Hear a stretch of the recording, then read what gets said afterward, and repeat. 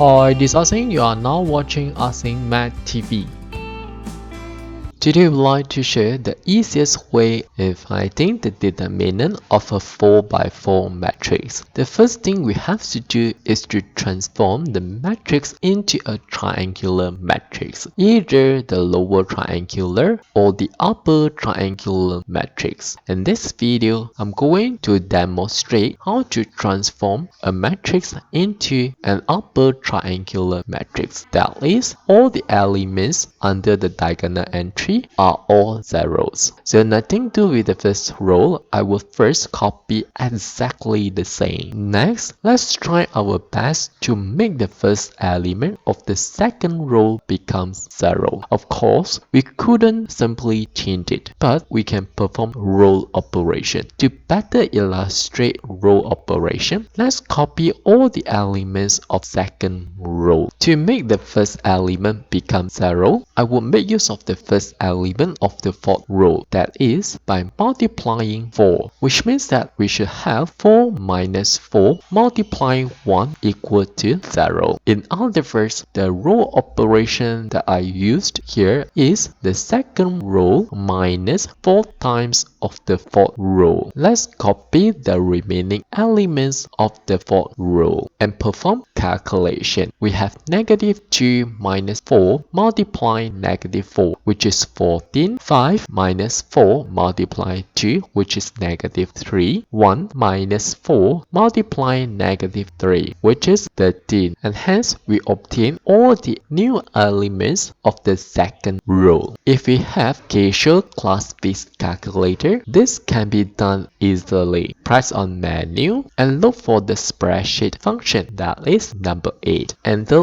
all the elements of the second row under column A. We have 4 equal, negative 2 equal, 5 equal, and 1 equal. Now move to the first row of column B and enter all the elements of the fourth row under column B. We have 1 equal, negative 4 equal, 2 equal, and negative 3 equal. Now move to the first row of column C. Press on Option, select Field Value, enter the formula by referring the first element of each row, which means that we should refer to alphabet A1 minus 4 times of alphabet B1. Press on equal for the range. Since we have 4 elements for each row, which means that we should take alphabet C1 and up to alphabet C4. Press on equal again, and we should obtain all the correct new elements as we can see here. Now let's do the same thing for the third row. Again, try our best to make the first element become 0. I would refer to the fourth row. This time we should minus 2 times of the fourth row, that is row 3 minus 2 times of row 4, and we should obtain 2 minus 2 multiply 1, which is 0. 5 minus 2 multiply minus 4, that is 13. 1 minus 2 multiply 2, that is negative 3. Negative 2 minus 2 multiply negative 3, that is 4. Bring all the elements here, and now let's make the first element of the last row 0. This time I would refer to the first row by simply perform addition, that is row 4 plus row 1, so that we have 1 plus negative 1 is equal to 0. Negative 4 plus 2 is negative 2. 2 plus negative 2 is 0. Negative 3 plus negative 3, which is negative 6. Let's copy all the elements here. Since we have 0 in between non-zero numbers, to make calculation simpler, let's swap the column, that is interchange the second column and the third column. Nothing to do with the first column, so let's copy exactly the same, and we should interchange second column and the third column. So let's copy the third column first before we copy second column. Of course, we shouldn't simply change without reason. We should always bear in mind that interchanging 2 columns or 2 rows would result negative determinant determinant of the previous line. So let's add a negative sign. Next, let's perform row operation as usual. Nothing to do with the first row and the second row. Let's copy exactly the same. And now try our best to make the second element of the third row becomes 0. To make the second element become 0, I would refer to the second row and perform subtraction, which means that we should take the third row and minus the second row. So we should have 0 minus 0 is 0, negative 3 minus negative 3, 0, 13 minus 14, negative 1, 4 minus 13, negative 9. Let's transfer all the values here. Lastly is to try our best to make the third element of the last row become 0. To do so, we have to refer to the new entries of the third row. Therefore, we have to move to the next line. Let's end this elements first by copying all the elements. For this new calculation, since nothing to do with the first 3 rows, let's copy exactly the same for the previous line. And don't forget to bring forward the negative sign. This is very important. And now let's try our best to make the third element of the fourth row become 0. To do so, let's refer to the elements of the third row. I would take a factor of 2. That is, we take negative 2 minus 2 times of negative 1. In other words, we take the fourth row minus 2 times of the third row. And we should obtain 0 for the third element. Let's perform exactly the same operation for the rest of the elements. So we should have negative 6 minus 2 multiply negative 9, which is 12. Let's bring all the elements here. And we should now be able to calculate the determinant of the matrix easily, which is simply equal to the product of the diagonal elements of the matrix. Don't forget we have negative sign here, so copy exactly the same, and this is equal to the d6, and hence we've done. Okay, that's all for this video. Thanks for watching. Have a like this. See you.